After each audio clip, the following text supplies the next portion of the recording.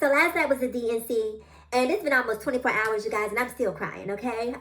It was a super, super emotional night, and let's talk about some of the highlights of what went down last night. And if you haven't seen my channel before, yes, I wear this stupid mask because I don't want y'all in my business, okay? Stay out of my business. The internet is not a real place, okay? And until everybody has to show who they are, until everyone has to reveal who they are, I'm going to maintain my privacy because I like being able to sign off of this and walk into real life and not have to deal with some of you idiots who are online. So that's why the mask is here, okay? So look past that and hear what's coming out of my mouth, okay? So anyway, the DNC went down last night, and we got a chance to give Joe Biden his flowers. I was so excited to see Joe have his moment. Joe has been unwavering in his service for, 4+ decades, and it was amazing to see him get the standing ovation and have him understand that, Joe, we appreciate everything that you've done. We know that you have made sacrifices upon sacrifices upon sacrifices, and don't be afraid to pardon your son before you leave out of this office, because we are not here to judge you. You go ahead and you pardon your son, okay? And so we saw, Joe finally get his flowers, and that was exciting to see because I know it's been hard on him. I know he's probably felt unappreciated, and him getting to see that it wasn't a lack of appreciation, Joe, but we couldn't run the risk of not winning this, because Donald Trump getting into that office for a second term was just not a risk that we were willing to take, and you took one for the team, and we so appreciate you for that. So I was super emotional watching that. Jasmine Crockett got up there and she did her thing. Jasmine Crockett is a reader. She loves to read, and she did exactly what she typically does, so I appreciated her moment. But to me, one of the people who stood out was AOC. Man, AOC lit a match under me last night. I was just like, if you haven't seen her speech from last night, definitely go watch and hear what she had to say, because it was so powerful. Hillary did her thing. Hillary, who should have been president. I remember way back when Hillary was running against Donald Trump. I was just like, there's no possible way that this country is going to elect Donald Trump as president. Like, that's never going to happen. And then it actually happened. And I don't think a lot of people on the right understand that because we saw that mess happen once, we will not sit back and rest on our laurels and allow for that to unfold a second time. It's not happening, okay? Y'all pulled the fast one on us once. You will not get a chance to do it a second time. So it was nice to see Hillary get a moment as well.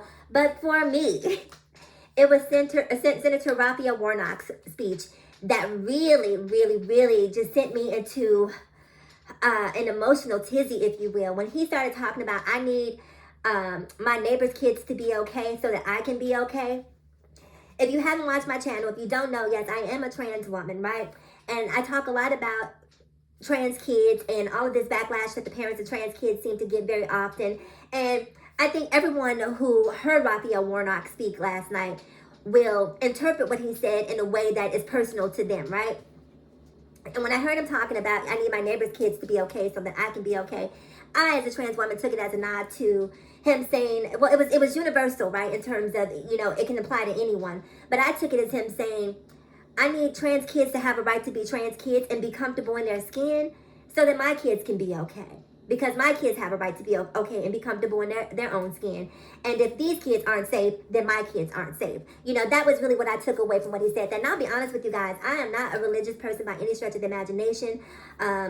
I don't have a problem with who you choose to worship or how you choose to worship, but I just happen to believe that so many problems that we have in this world stem from religion. That's just what I believe. So many of the wars that are fought, so many of the hate crimes that we see, all stem from religion.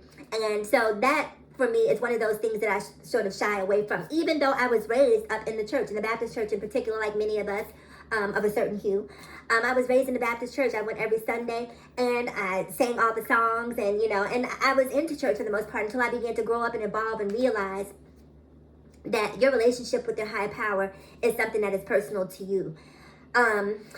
And hearing Raphael Warnock speak last night, it took me back to when I was a child. It took me back to when I was in the Baptist church, and it made me have those feelings of nostalgia about how the church felt.